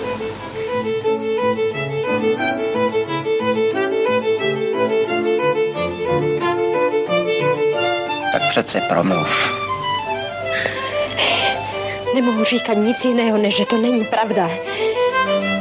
Mistře Jokle, přines palečnice.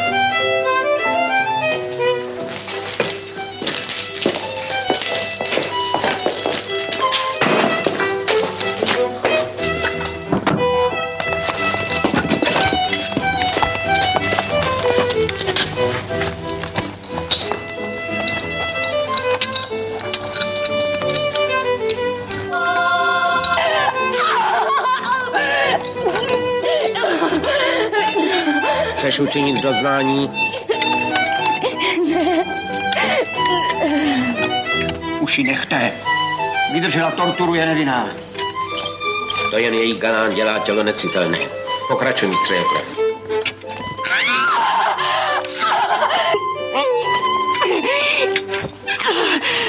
Ano.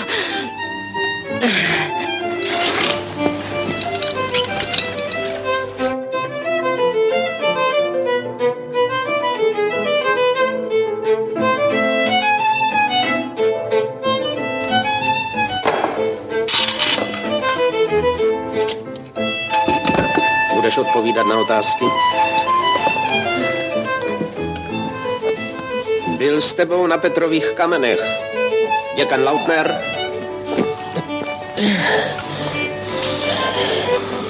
Děkan Lautner.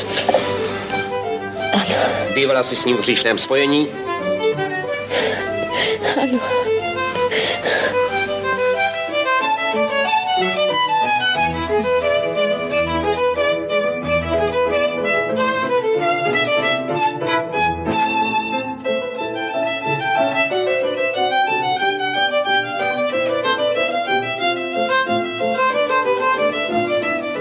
A teď si musím odpíkat trest za svůj hřích.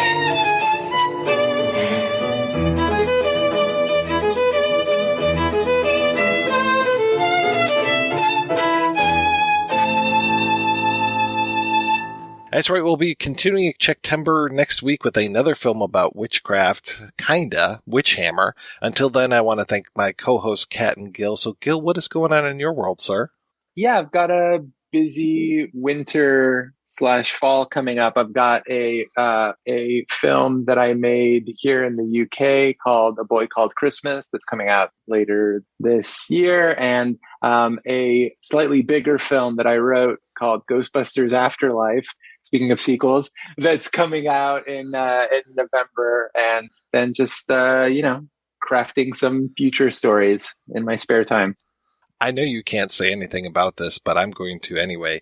At least the bar's been lowered so far with that franchise that you could probably just have, like, I don't know, Dan Aykroyd taking a shit on screen. It would be better than the last film.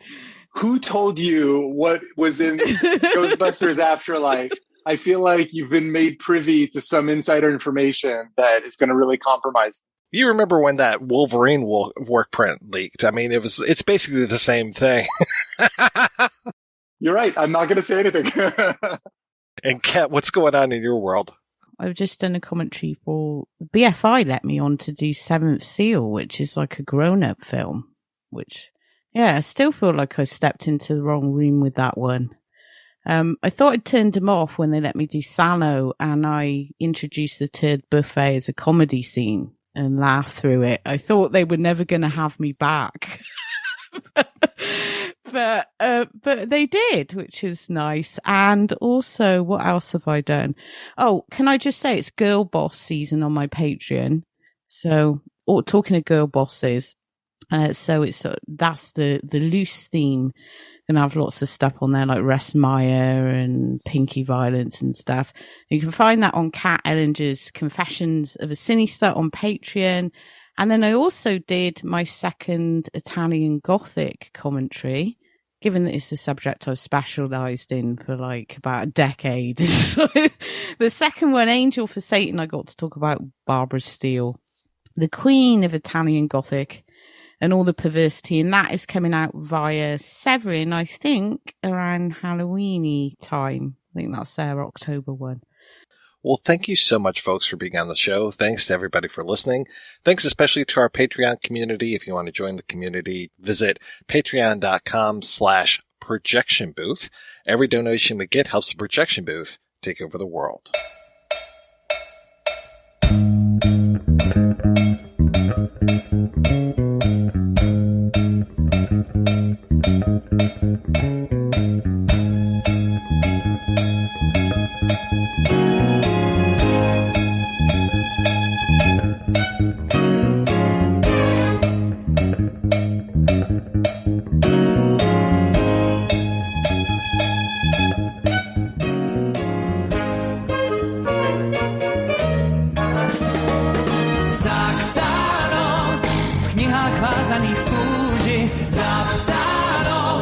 Kouzel je víc než dost. Saxano, komu dech se z nich úží. Saxano, měl by si říct už dost. Cizími slovy ti jedna z nich poví, jak muži se loví, buď pán, admirál nebo král. Vem okosový, pak dvě slzy vdovy, to svař a dej psovi, co byl a byl sám. Saxano, v knihách vázaných v kůži, zapsáno, kouzel je víc než dost.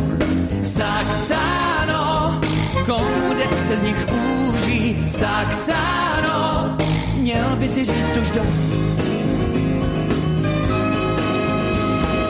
Seč chvíli tiše a pak hledej spíše, kde veršem se píše, že tát bude sníh, loňský sníh. Najdeš tam stáno, jak změnit noc v ráno, jak zaklídne ano a pláč nocí zlých, změnit svých. Zapsáno, v knihách vázaných v kůži, zapsáno, kouzel je na 1000. Zapsáno, v jedné jediné růži, zapsáno, kouzel je mnohem víc. Zapsáno, v knihách vázaných v kůži, zapsáno, kouzel je na 1000. Zapsáno, v jedné jediné růži, zapsáno, kouzel je mnohem víc.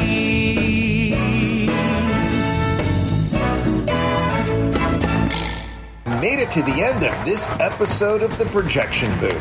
And as the end credits roll, we wanted to thank you, the listening audience. Here at the Projection Booth podcast with Mike White, host extraordinaire, bang.